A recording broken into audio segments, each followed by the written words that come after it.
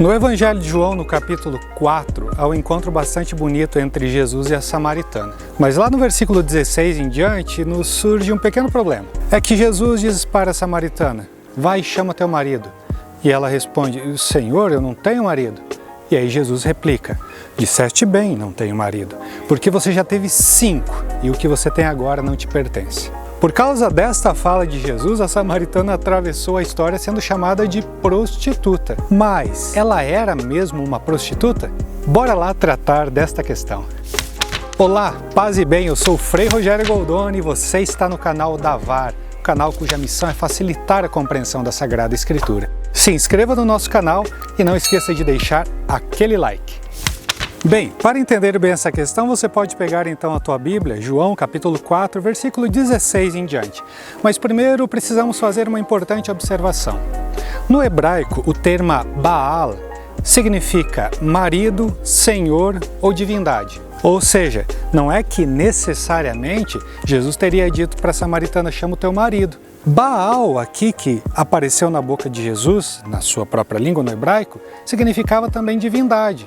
Portanto, é possível que ele tenha dito: e a sua divindade, quem é o seu Deus, digamos assim. Uma segunda observação.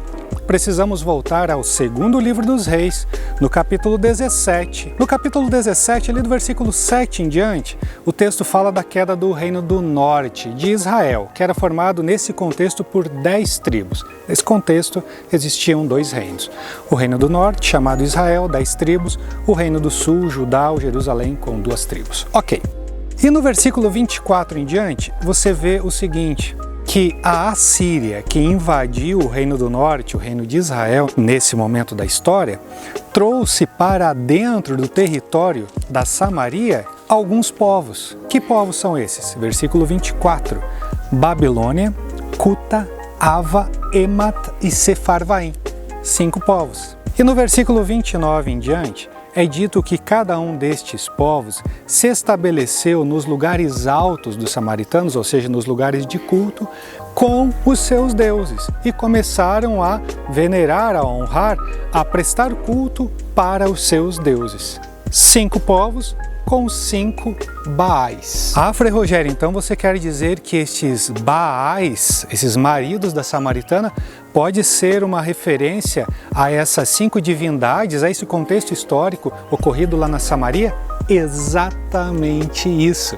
E veja só que o contexto todo do capítulo 4 do Evangelho de João não traz nenhuma fala assim de cunho moral, bem pelo contrário. Se você pega lá no versículo 20 em diante, está falando da relação da pessoa com Deus. Tanto é que a samaritana fala: nossos pais nos disseram que a gente tem que adorar Deus aqui, nesse monte, no Monte Garizinho, não é?